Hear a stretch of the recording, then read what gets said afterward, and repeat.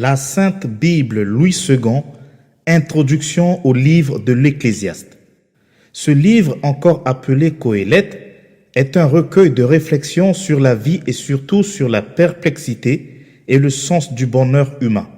Selon l'auteur et son expérience, tout est précaire sous le soleil. Moi, l'Ecclésiaste, j'ai été roi d'Israël. Ainsi se présente l'auteur de cette série de réflexions réalistes, frisant parfois le pessimisme, l'épicurisme, le fatalisme et la révolte contre tout objet de foi. La vie n'a pas de sens, confesse ce roi après son bilan négatif de l'expérience vécue. Il y a un temps pour toute chose et tout se termine par la mort. Il note cependant l'existence de certaines différences. Mieux vaut être mort que vivant dans certaines situations. Mieux vaut le repos que le travail. Mieux vaut être à deux que tout seul. Il faut cependant éviter les abus de la parole de l'autorité, même si on est riche. À quoi sert une longue vie sans bonheur? Soyons sages. Au regard de cette sagesse humaine, l'on est limité devant le roi et son pouvoir face à l'avenir et au regard du mystère de l'œuvre de Dieu. En substance, chaque lecteur est invité à faire preuve de sagesse, d'humilité et de prudence dans tous les domaines de la vie terrestre. Un même sort attend tous les êtres vivants. Le malheur arrive à tous à l'improviste. La sagesse est le plus souvent méconnue. Cependant, il faut jouir de la vie comme d'un don de Dieu. Il importe donc de savoir prendre des risques, de jouir de la vie avec discernement et d'être conscient que la mort est imminente pour tous. Que faire alors? Crains Dieu et observe ses commandements. C'est là ce que doit faire tout homme. En somme, ce livre remet en cause les prétendues évidences concernant le travail, la sagesse, la vie humaine, la justice, les biens matériels et même la religion traditionnelle. Qoéleth en hébreu est particulièrement favorable à la formule traditionnellement rendue par vanité des vanités, tout est vanité. Cette tournure superlative en hébreu signifie littéralement buée, vapeur, haleine. L'expression Abel, Abelim, Akol, Abel serait mieux rendue par précarité des précarités, tout est précaire. Le livre de l'Ecclésiaste nous rappelle qu'il n'y a pas de vraie foi en Dieu sans un regard lucide et objectif sur la condition humaine. Nous avons ici une sorte d'investigation sur ce que se passe sur la terre, l'impossibilité de connaître les plans de l'Éternel pour le monde, inhérente à la condition humaine, l'insécurité causée par la menace constante de la mort qui survient à l'improviste. Précarité des précarités, tout est précaire. Livre de l'Ecclésiaste, chapitre 1. Parole de l'Ecclésiaste, fils de David, roi de Jérusalem. Vanité des vanités, dit l'Ecclésiaste, vanité des vanités, tout est vanité. Quel avantage revient-il à l'homme de toute la peine qu'il se donne sous le soleil? Une génération s'en va, une autre vient, et la terre subsiste toujours. Le soleil se lève, le soleil se couche. Il soupire après le lieu d'où il se lève de nouveau. Le vent se dirige vers le midi, tourne vers le nord. Puis il tourne encore et reprend les mêmes circuits. Tous les feuilles vont à la mer, et la mer n'est point remplie. Il continue à aller vers le lieu où il se dirige. Toutes choses sont en travail au-delà de ce qu'on peut dire. L'œil ne se rassasie pas de voir, et l'oreille ne se lasse pas d'entendre. Ce qui a été, c'est ce qui sera, et ce qui s'est fait, c'est ce qui se fera. Il n'y a rien de nouveau sous le soleil. S'il est une chose dont on dise, vois ceci, c'est nouveau. Cette chose existait déjà dans les siècles qui nous ont précédés. On ne se souvient pas de ce qui est ancien, et ce qui arrivera dans la suite ne laissera pas de souvenir chez ceux qui viendront plus tard. Moi, l'Ecclésiaste, j'ai été roi d'Israël à Jérusalem. J'ai appliqué mon cœur à rechercher et à sonder par la sagesse tout ce qui se fait sous le soleil.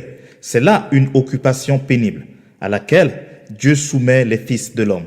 J'ai vu tout ce qui se fait sous le soleil, et voici, tout est vanité et poursuite du vent. Ce qui est courbé ne peut se redresser, et ce qui manque ne peut être compté. J'ai dit en mon cœur, voici, j'ai grandi et surpassé en sagesse tous ceux qui ont dominé avant moi sur Jérusalem, et mon cœur a vu beaucoup de sagesse et de science. J'ai appliqué mon cœur à connaître la sagesse et à connaître la sottise et la folie. J'ai compris que cela aussi, c'est la poursuite du vent. Car avec beaucoup de sagesse, on a beaucoup de chagrin, et celui qui augmente sa science augmente sa douleur. Livre de l'Ecclésiaste, chapitre 2. J'ai dit en mon cœur, allons, je t'éprouverai par la joie, et tu goûteras le bonheur. Et voici, c'est encore là une vanité. J'ai dit du rire, insensé, et de la joie, à quoi sert-elle? Je résolus en mon cœur de livrer ma chair au vin, tandis que mon cœur me conduirait avec sagesse et de m'attacher à la folie jusqu'à ce que je vis ce qu'il est bon pour les fils de l'homme de faire sous les cieux pendant le nombre des jours de leur vie. J'exécutais de grands ouvrages, je me bâtis des maisons, je me plantais des vignes, je me fis des jardins et des vergers, et j'y plantais des arbres à fruits de toute espèce. Je me créais des étangs pour arroser la forêt où croissaient les arbres. J'achetais des serviteurs et des servantes, et j'eus leurs enfants nés dans la maison. Je possédais des troupeaux de bœufs et de brebis, plus que tous ceux qui étaient avant moi dans Jérusalem. Je m'amassais de l'argent et de l'or, et les richesses des rois et des provinces. Je me procurais des chanteurs et des chanteuses, et les délices des fils de l'homme, des femmes en grand nombre. Je devins grand, plus grand que tous ceux qui étaient avant moi dans Jérusalem, et même ma sagesse demeura avec moi. Tout ce que mes yeux avaient désiré, je ne les ai point privés. Je n'ai refusé à mon cœur aucune joie, car mon cœur prenait plaisir à tout mon travail. Et c'est la part qui m'en est revenue. Puis, j'ai considéré tous les ouvrages que mes mains avaient faits, et la peine que j'avais prise à les exécuter. Et voici, tout est vanité et poursuite du vent, et il n'y a aucun avantage à tirer de ce qu'on fait sous le soleil. Alors, j'ai tourné mes regards vers la sagesse et vers la sottise et la folie. Car que fera l'homme qui succédera au roi? Ce qu'on a déjà fait. Et j'ai vu que la sagesse a de l'avantage sur la folie, car la lumière a de l'avantage sur les ténèbres. Le sage a ses yeux à la tête, et l'insensé marche dans les ténèbres. Mais j'ai reconnu aussi qu'ils ont l'un et l'autre un même sort, et j'ai dit en mon cœur, j'aurai le même sort que l'insensé. Pourquoi donc ai-je été plus sage? Et j'ai dit en mon cœur que c'est encore là une vanité, car la mémoire du sage n'est pas plus éternelle que celle de l'insensé, puisque déjà les jours qui suivent, tout est oublié. Et quoi? Le sage meurt aussi bien que l'insensé. Et j'ai haï la vie, car ce qui se fait sous le soleil m'a déplu, car tout est vanité et poursuite du vent. J'ai haï tout le travail que j'ai fait sous le soleil, et dont je dois laisser la jouissance à l'homme qui me succédera. Et qui sait s'il sera sage ou insensé? Cependant, il sera maître de tout mon travail, de tout le fruit de ma sagesse sous le soleil. C'est encore là une vanité. Et j'en suis venu à livrer mon cœur au désespoir, à cause de tout le travail que j'ai fait sous le soleil. Car tel homme a travaillé avec sagesse et science, et avec succès, et il laisse le produit de son travail à un homme qui ne s'en est point occupé. C'est encore là une vanité et un grand mal. Que revient-il en effet à l'homme de tout son travail et de la préoccupation de son cœur, objet de ses fatigues sous le soleil? Tous ses jours ne sont que douleur, et son partage n'est que chagrin. Même la nuit, son cœur ne repose pas. C'est encore là une vanité. Il n'y a de bonheur pour l'homme qu'à manger et à boire, et à faire jouir son âme du bien-être au milieu de son travail. Mais j'ai vu que cela aussi vient de la main de Dieu, qui, en effet, peut manger et jouir si ce n'est moi, car il donne à l'homme qui lui est agréable la sagesse, la science et la joie, mais il donne au pécheur le soin de recueillir et d'amasser afin de donner à celui qui est agréable à Dieu. C'est encore là une vanité et une poursuite du vent. Livre de l'Ecclésiaste, chapitre 3. Il y a un temps pour tout, un temps pour toute chose sous les cieux, un temps pour naître et un temps pour mourir, un temps pour planter et un temps pour arracher ce qui a été planté, un temps pour tuer et un temps pour guérir, un temps pour abattre et un temps pour bâtir, un temps pour pleurer et un temps pour rire, un temps pour se lamenter et un temps pour danser, un temps pour lancer des pierres et un temps pour ramasser des pierres, un temps pour embrasser et un temps pour s'éloigner des embrassements, un temps pour chercher et un temps pour perdre, un temps pour garder et un temps pour jeter, un temps pour déchirer et un temps pour coudre, un temps pour se taire et un temps pour parler, un temps pour aimer et un temps pour haïr, un temps pour la guerre et un temps pour la paix.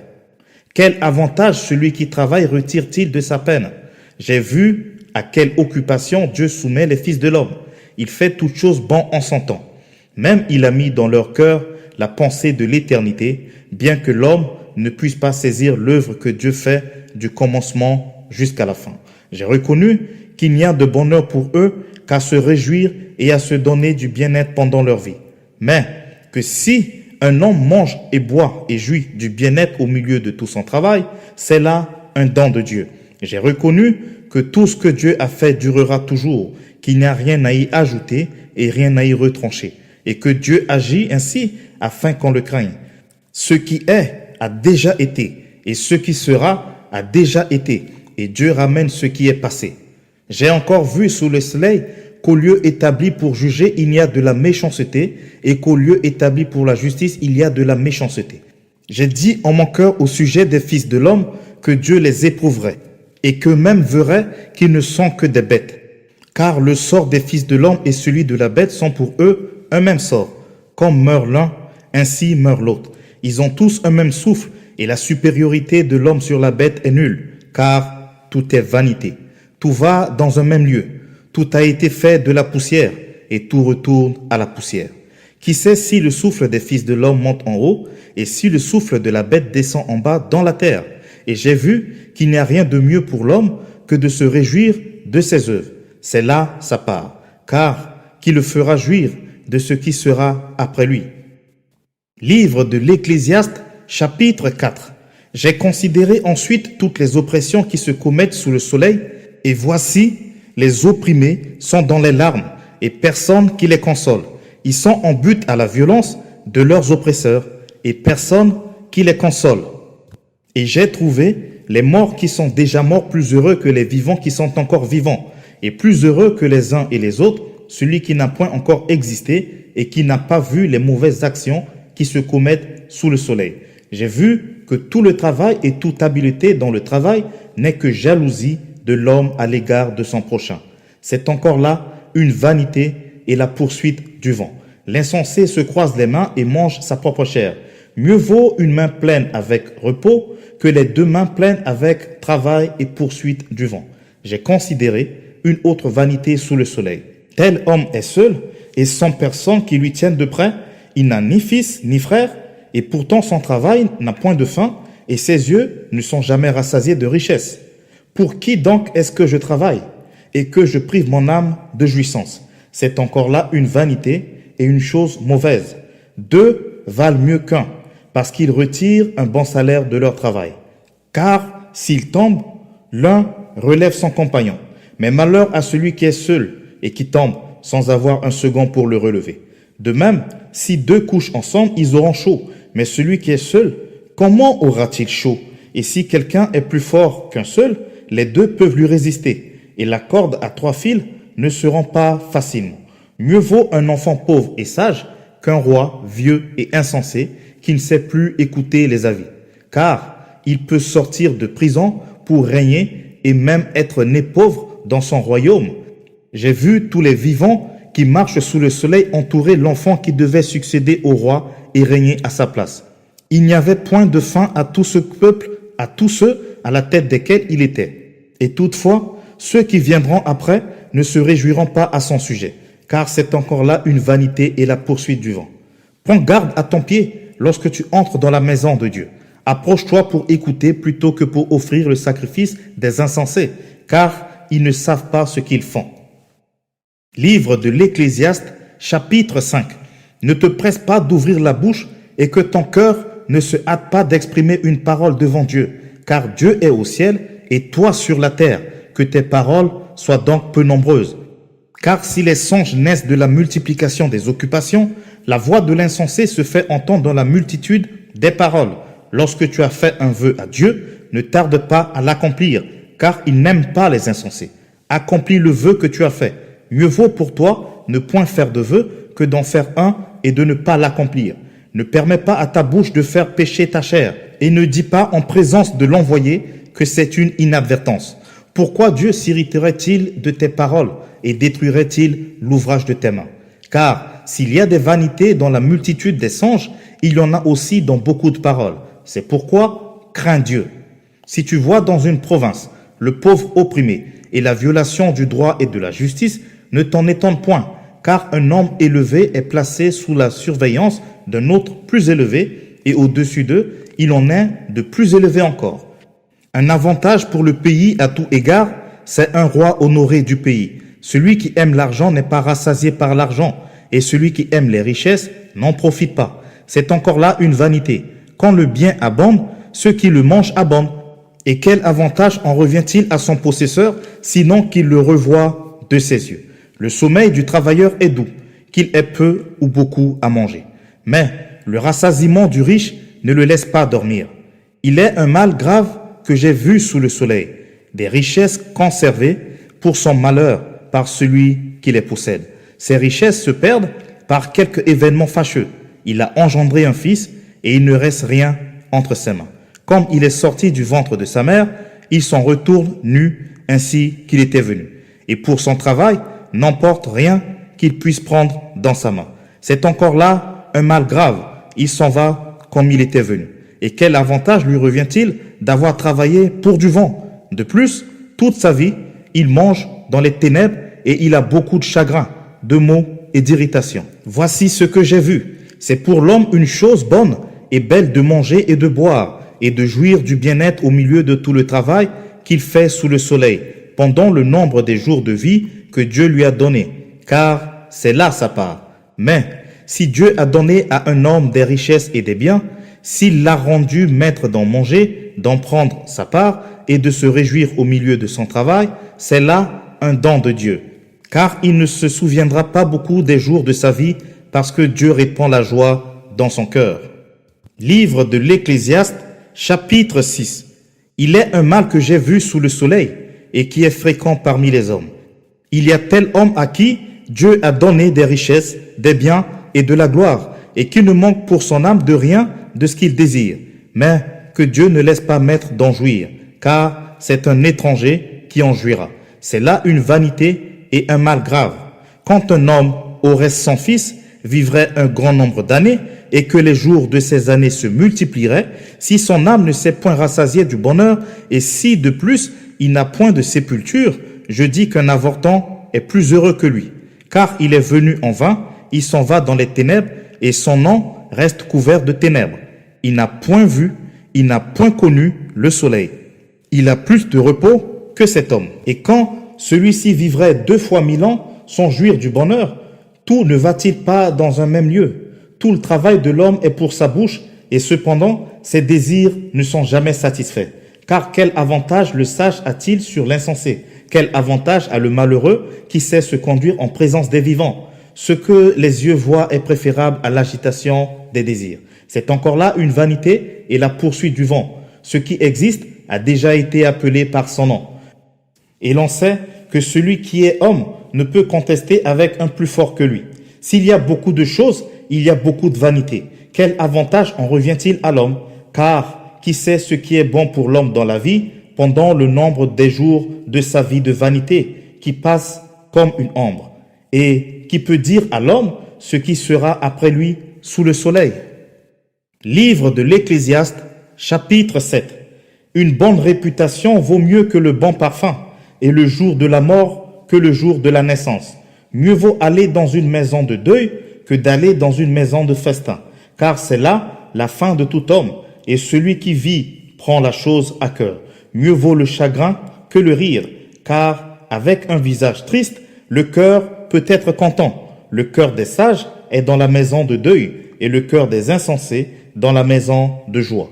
Mieux vaut entendre la réprimande du sage que d'entendre le chant des insensés, car comme le bruit des épines sous la chaudière, ainsi est le rire des insensés. C'est encore là une vanité. L'oppression rend insensé le sage, et les présents corrompent le cœur. Mieux vaut la fin d'une chose que sans commencement, mieux vaut un esprit patient qu'un esprit hautain. Ne te hâte pas en ton esprit de t'irriter, car l'irritation repose dans le sein des insensés. Ne dis pas d'où vient que les jours passés étaient meilleurs que ceux-ci, car ce n'est point par sagesse que tu demandes cela.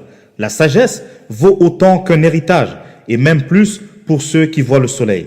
Car à l'ombre de la sagesse, on est abrité comme à l'ombre de l'argent. Mais un avantage de la science, c'est que la sagesse fait vivre ceux qui la possèdent. Regarde l'œuvre de Dieu, qui pourra redresser ce qu'il a courbé. Au jour du bonheur, sois heureux, et au jour du malheur, réfléchis. Dieu a fait l'un comme l'autre, afin que l'homme ne trouve en rien ce qui sera après lui. J'ai vu tout cela pendant les jours de ma vanité. Il y a tel juste qui périt dans sa justice, et il y a tel méchant qui prolonge son existence dans sa méchanceté. Ne sois pas juste à l'excès, et ne te montre pas trop sage. Pourquoi te détruirais-tu? Ne sois pas méchant à l'excès, et ne sois pas insensé. Pourquoi mourrais-tu avant ton temps? Il est bon que tu retiennes ceci, et que tu ne négliges point cela, car celui qui craint Dieu échappe à toutes ces choses. La sagesse rend le sage plus fort que 10 chefs qui sont dans une ville. Non, il n'y a sur la terre point d'homme qui fasse le bien et qui ne pêche jamais. Ne fais donc pas attention à toutes les paroles qu'on dit, de peur que tu n'entendes ton serviteur te maudire, car ton cœur a senti bien des fois que tu as toi-même maudit les autres. J'ai éprouvé tout cela par la sagesse. J'ai dit, je serai sage, et la sagesse est restée loin de moi. Ce qui est loin, ce qui est profond, qui peut l'atteindre? Je me suis appliqué dans mon cœur à connaître, à sonder et à chercher la sagesse et la raison des choses, et à connaître la folie de la méchanceté et la stupidité de la sottise. Et j'ai trouvé plus amer que la mort la femme dont le cœur est un piège et un filet, et dont les mains sont des liens. Celui qui est agréable à Dieu lui échappe, mais le pécheur est pris par elle. Voici ce que j'ai trouvé, dit l'Ecclésiaste, en examinant les choses une à une pour en saisir la raison. Voici ce que mon âme cherche encore et que je n'ai point trouvé.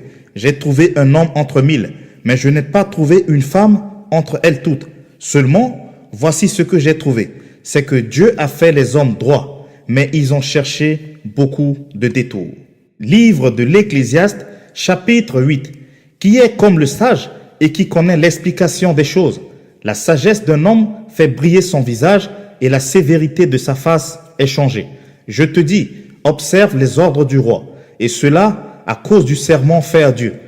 Ne te hâte pas de t'éloigner de lui et ne persiste pas dans une chose mauvaise, car il peut faire tout ce qui lui plaît, parce que la parole du roi est puissante. Et qui lui dira, que fais-tu? Celui qui observe le commandement ne connaît point de choses mauvaises, et le cœur du sage connaît le temps et le jugement. Car il y a pour toute chose un temps et un jugement, quand le malheur accable l'homme. Mais il ne sait point ce qui arrivera, et qui lui dira comment cela arrivera. L'homme n'est pas maître de son souffle pour pouvoir le retenir, et il n'a aucune puissance sur le jour de la mort. Il n'y a point de délivrance dans ce combat, et la méchanceté ne saurait sauver les méchants. J'ai vu tout cela, et j'ai appliqué mon cœur à tout ce qui se fait sous le soleil. Il y a un temps où l'homme domine sur l'homme pour le rendre malheureux. Alors, j'ai vu des méchants recevoir la sépulture et entrer dans leur repos. Et ceux qui avaient agi avec droiture s'en aller loin du lieu saint et être oubliés dans la ville. C'est encore là une vanité.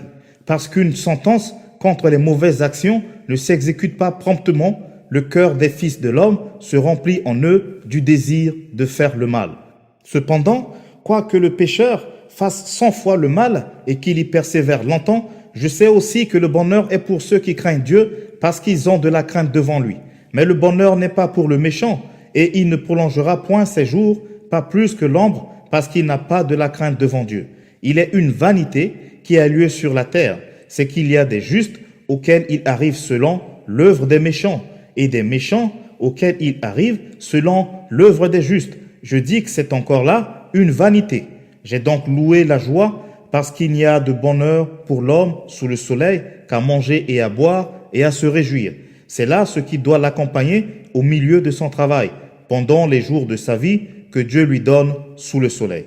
Lorsque j'ai appliqué mon cœur à connaître la sagesse et à considérer les choses qui se passent sur la terre, car les yeux de l'homme ne goûtent le sommeil ni jour ni nuit. J'ai vu toute l'œuvre de Dieu, j'ai vu que l'homme ne peut pas trouver ce qui se fait sous le soleil. Il a beau se fatiguer à chercher, il ne trouve pas. Et même si le sage veut connaître, il ne peut pas trouver. Lecture du livre de l'Ecclésiaste, chapitre 9. Oui, j'ai appliqué mon cœur à tout cela. J'ai fait de tout cela l'objet de mon examen et j'ai vu que les justes et les sages et leurs travaux sont dans la main de Dieu et l'amour aussi bien que la haine. Les hommes ne savent rien. Tout est devant eux. Tout arrive également à tous. Même sort pour le juste et pour le méchant, pour celui qui est bon et pur et pour celui qui est impur, pour celui qui sacrifie et pour celui qui ne sacrifie pas. Il en est du bon comme du pécheur, de celui qui jure comme de celui qui craint de jurer.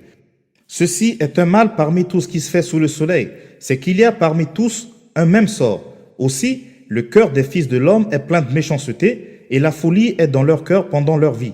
Après quoi, ils vont chez les morts, car qui est excepté. Pour tous ceux qui vivent, il y a de l'espérance, et même un chien vivant vaut mieux qu'un lion mort. Les vivants, en effet, savent qu'ils mourront, mais les morts ne savent rien, et il n'y a pour eux plus de salaire, puisque leur mémoire est oubliée, et leur amour, et leur haine, et leur envie ont déjà péri, et ils n'auront plus jamais aucune part à tout ce qui se fait sous le soleil.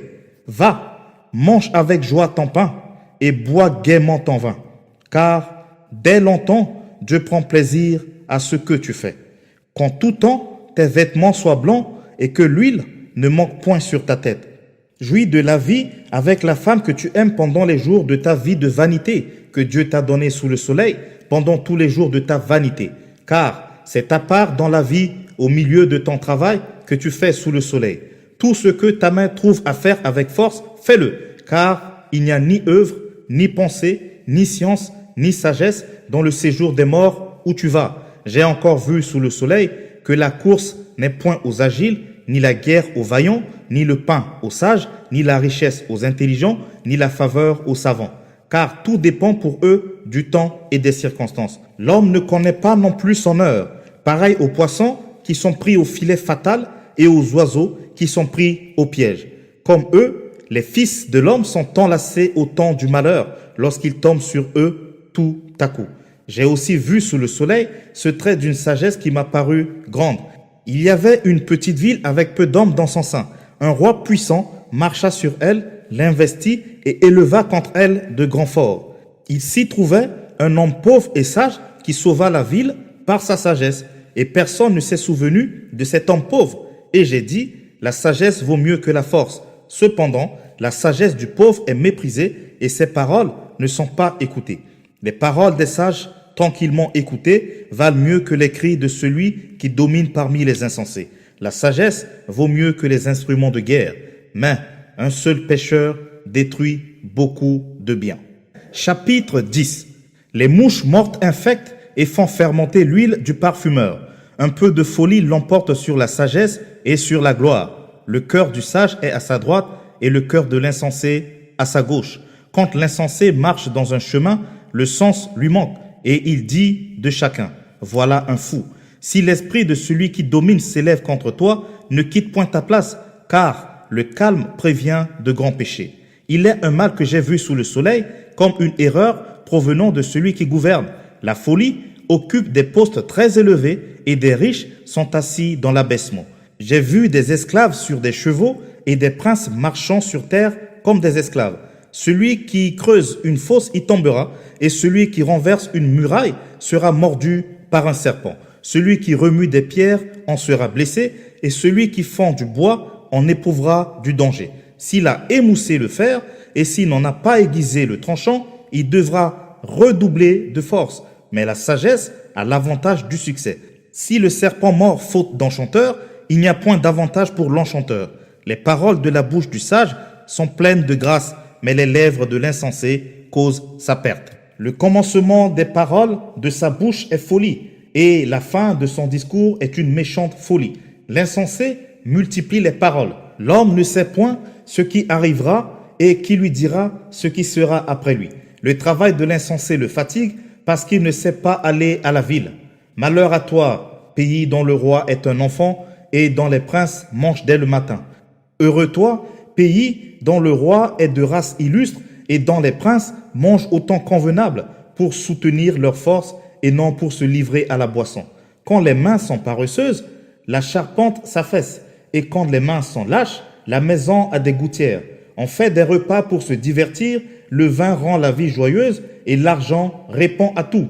Ne maudis pas le roi, même dans ta pensée, et ne maudis pas le riche dans la chambre où tu couches, car l'oiseau du ciel emporterait ta voix, l'animal ailé publierait tes paroles. Livre de l'Ecclésiaste, chapitre 11. Jette ton pain sur la face des eaux, car avec le temps tu le retrouveras. Donne-en une part à 7 et même à 8, car tu ne sais pas quel malheur peut arriver sur la terre. Quand les nuages sont pleins de pluie, ils la répandent sur la terre. Et si un arbre tombe au midi ou au nord, il reste à la place où il est tombé. Celui qui observe le vent ne sèmera point, et celui qui regarde les nuages ne moissonnera pas. Comme tu ne sais pas quel est le chemin du vent, ni comment se forment les eaux dans le ventre de la femme enceinte, tu ne connais pas non plus l'œuvre de Dieu qui fait tout.